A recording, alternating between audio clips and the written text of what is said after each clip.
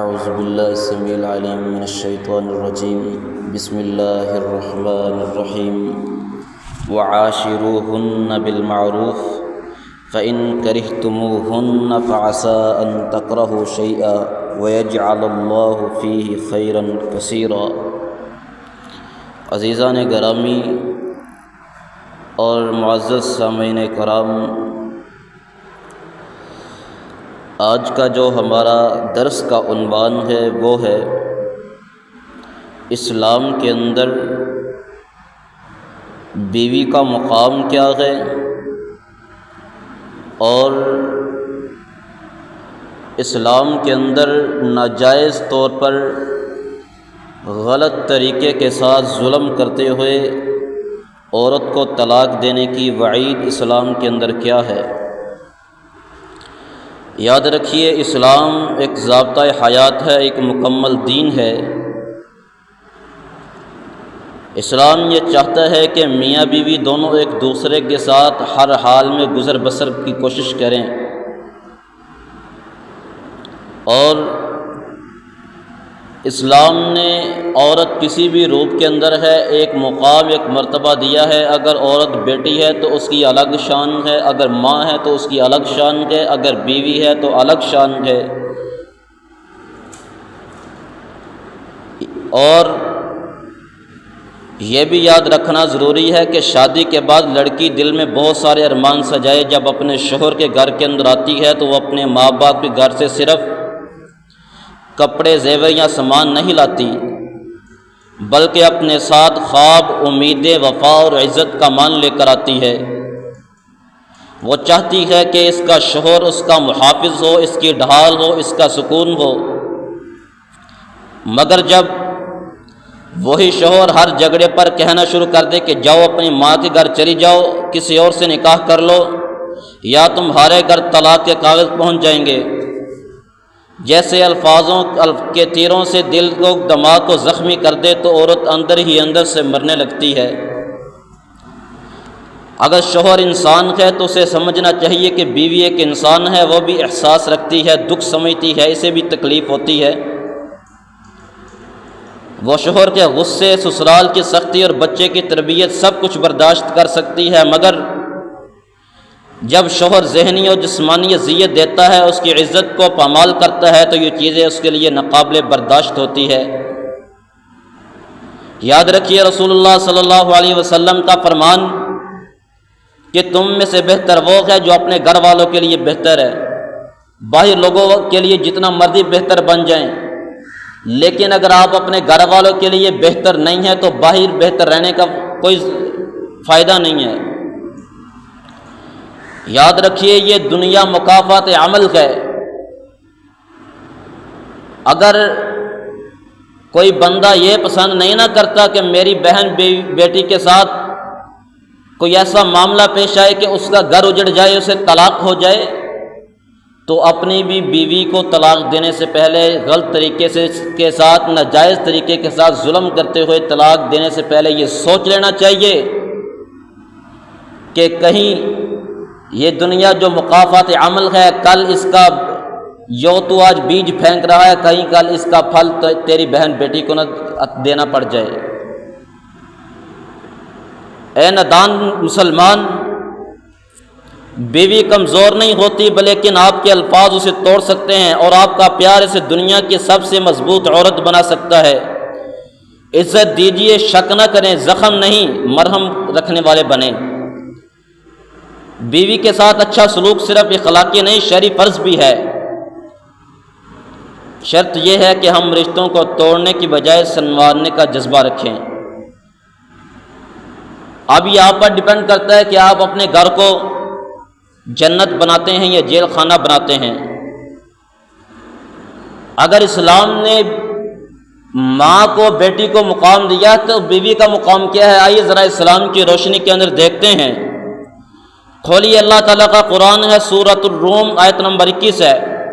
وَمِنْ آيَاتِهِ أَنْ خَلَقَ لَكُم مِّنْ أَنفُسِكُمْ أَزْوَاجًا لِتَسْكُنُوا إِلَيْهَا، اور اللہ کی نشانیوں میں سے ایک چیز یہ ہے کہ اس نے تمہارے لیے تم ہی سے تمہاری بیویاں پیدا کی ہیں تاکہ تم ان سے سکون حاصل کرو۔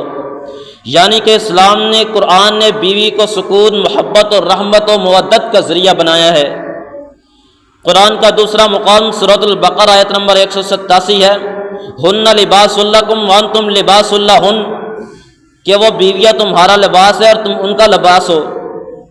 اور نبی علیہ الصلوۃ والسلام کی حدیث، نبی علیہ الصلوۃ والسلام کا عمل دیکھیے، فرمایا، ترمذی کی حدیث ہے 3895 نمبر، خیرکم خیرکم لأہلی وانا خیرکم لأہلی، تم میں سے سب سے بہتر وہ ہے جو اپنے گھر والوں کے لیے، اپنی بیوی کے لیے بہتر ہے، اور میں اپنے اہل خانہ کے لیے سب سے بہتر ہوں۔ قرآن کے حکم سے، قرآن کے الفاظ سے ہم بغاوت کر رہے ہیں۔ جس طرح میں کل بتا رہا تھا کہ قرآن کے سب سے پہلے گستاخ ہم مسلمان ہیں، کہ قرآن کے احکام، اللہ کے احکام کے ساتھ بغاوت کرنے والے ہم خود ہیں۔ اور صحیح مسلم کی حدیث ہے 1469 نمبر، مومن مرد کسی مومن عورت سے بغض نہ رکھے، یعنی بیوی کی کسی اگر ایک خامی پر نظر رکھنے کی بجائے اس کی خوبیوں کو دیکھا جائے تو۔ اور جس طرح آج ہمارے معاشرے کے اندر جو المیہ بن چکا ہے، تھوڑی تھوڑی بات پر بیویوں کو دھمکی دی جاتی ہے طلاق کی۔ کیا طلاق اتنا ہی آسان کام ہے؟ یاد رکھیے، بیوی کے ساتھ برا سلوک، بیوی کے ساتھ ظلم، بیوی کے ساتھ بد زبانی یا مار پیٹ کی شریعت میں سخت مذمت ہے، سخت ممانعت آئی ہے۔ قرآن و حدیث میں ایسی وعیدیں، ایسی سزائیں موجود ہیں جو شوہر کو تنبیہ کرتی ہیں کہ بیوی کے ساتھ بد سلوکی سے باز آ جائے، کیونکہ بیوی کے ساتھ بد سلوکی کرنا اللہ کے غیظ و غضب کا، اللہ کے غصے کا ذریعہ بن سکتا ہے اور بربادی کا ذریعہ بن سکتا ہے۔ سورۃ النساء آیت نمبر 19 کے اندر اللہ رب العزت فرماتے ہیں، وعاشروہن بالمعروف، عورتوں کے ساتھ حسن سلوک کے ساتھ زندگی گزارو۔ یعنی قرآن نے بد سلوکی، ظلم اور سختی کی سخت مذمت کی ہے، کیونکہ یہ اللہ کے حکم کے خلاف ہے، قرآن کے حکم کے خلاف ہے۔ نبی کریم علیہ الصلوۃ والسلام نے سخت تنبیہ کرتے ہوئے کیا اعلان فرمایا، الا واستوصوا بالنساء خیرا، بخاری کی حدیث ہے 5186 نمبر ہے، خبردار عورتوں کے بارے میں اچھی وصیت قبول کرو۔ اور کچھ ہمارے معاشرے کے دجال قسم کے لوگ مارنے والے شوہروں پر نبی علیہ الصلوۃ والسلام کا حکم کیا ہے، بخاری کی حدیث ہے 5204 نمبر، کیا تم نے سے کوئی دن میں بیوی کو مارتا ہے اور رات کو اس سے قربت حاصل کرتا ہے؟ یہ تنقید، شرم دلا کر منع کرنے کا انداز ہے۔ بیوی کو ظلم سے طلاق دینے پر نبی علیہ الصلوۃ والسلام کی وعید کیا ہے۔ آج جو ہمارے معاشرے کا المیہ بن چکا نا، تھوڑی تھوڑی بات پر بیوی کو طلاق کے لفظ بول دینے ہیں، تو مرنے کا مقام ہے کہ جو تیرے لیے گھر بار کو چھوڑ کر آ جاتی ہے، اپنے لیے، تیرے لیے اپنے والدین کی قربانی دے دیتی ہے، اس پر ناجائز طریقے کے ساتھ طلاق کے لفظ بول دینے، کیا یہ اتنا ہی آسان لفظ ہے؟ اتنا ہی ان کا کم وزن ہے؟ یاد رکھیے، یہ حقوق اللہ کی معافی مل سکتی ہے، کل قیامت کا دن ہوگا، حقوق اللہ کی معافی مل سکتی ہے، لیکن حقوق العباد کی معافی تب تک نہیں ملے گی جب تک بندہ معاف نہ کرے گا۔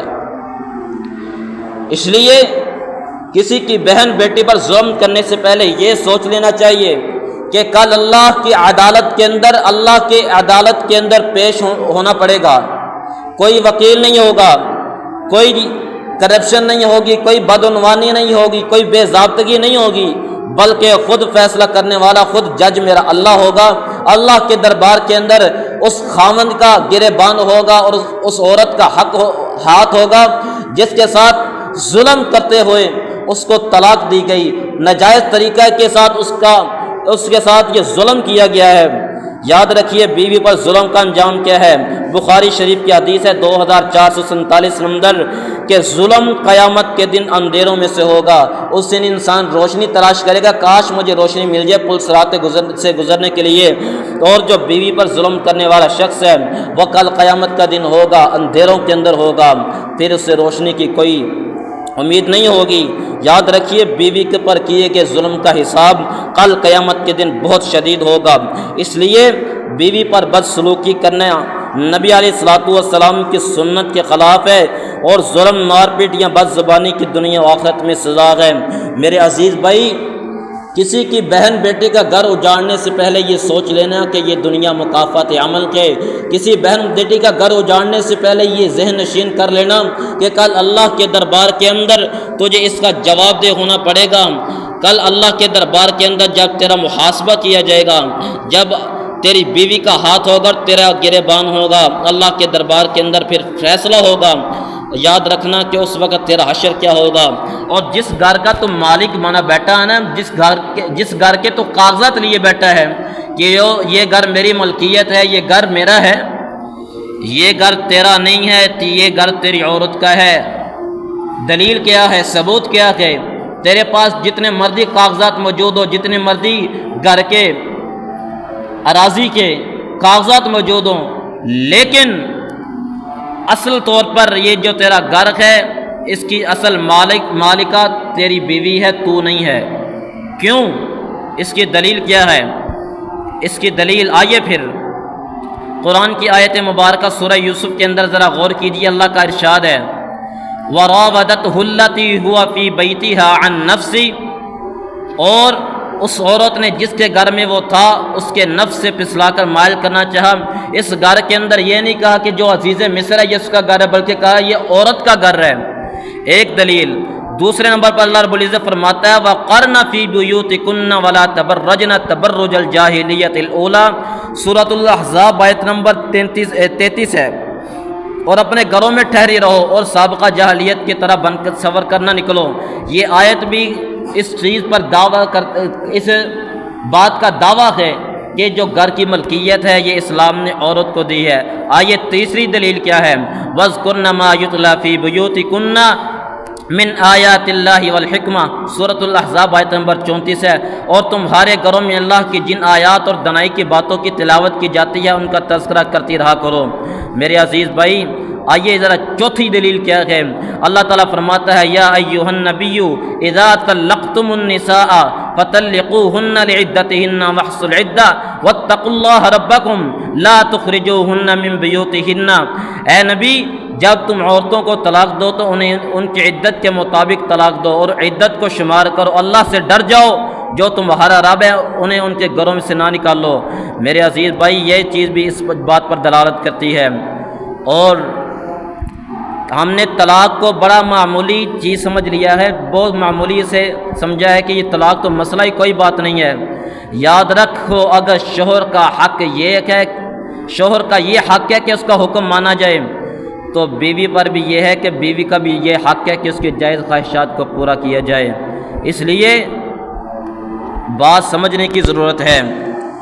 نبی علیہ السلام کا فرمان اپنے دماغ کے اندر ذہن نشین کر لیجئے، کسی کا گھر اجاڑنے سے پہلے یہ سمجھ لینا چاہیے کہ رسول اللہ صلی اللہ علیہ وسلم کی حدیث مبارکہ ہے کہ جو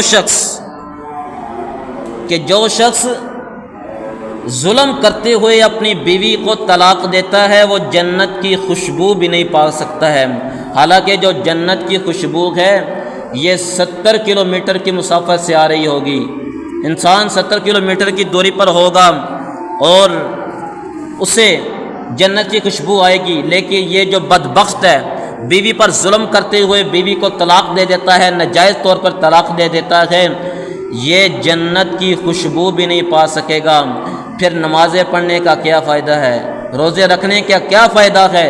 یہ زکاتیں دینے کا کیا فائدہ ہے؟ صدقات دینے کا کیا فائدہ ہے جب تو اپنے گھر کے لیے ہی بہتر نہیں ہے؟ نبی علیہ السلام کا فرمان اپنے پلے باندھ لے کسی کی بہن بیٹی کے ساتھ ظلم کرنے سے پہلے کہ جو ناجائز طریقے کے ساتھ ظلم کرتے ہوئے طلاق دے دیتا ہے یہ جنت کے اندر داخل نہیں ہو سکے گا۔ اور ایک حدیث کے اندر آتا ہے کہ یہ بندہ ہمارے دین سے خارج ہے، اس کا ہمارے دین کے ساتھ کوئی تعلق نہیں ہے۔ آخری حدیث سنا کے اپنی بات کو ختم کر دوں۔ نبی علیہ السلام نے فرمایا شیطان اپنا تخت پانی کے اوپر لگاتا ہے اور اس کے کرندے اس کے پاس آتے ہیں، اسے بتاتے ہیں آج ہم نے یہ کام کیا ہے، آج ہم نے یہ کام کیا ہے۔ شیطان کہتا ہے تم نے کچھ نہیں کیا۔ پھر ایک آتا ہے وہ کہتا ہے کہ آج میں نے میاں بیوی کے درمیان یہاں تک نوبت پہنچا دیا کہ ان کے درمیان میں طلاق کروا دی ہے۔ شیطان کہتا ہے واقعی تو نے اچھا کام کیا ہے۔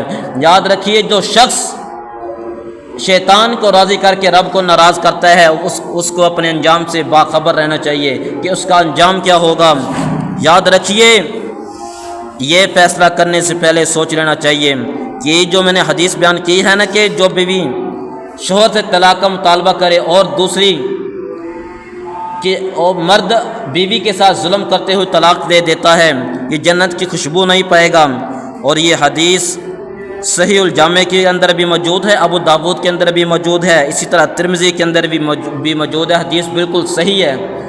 اللہ رب العزت سے دعا ہے اللہ تعالی ہمیں سمجھنے اور قرآن و سنت کے مطابق زندگی گزارنے کی توفیق عطا فرمائے۔ وآخر دعوانا الحمدللہ۔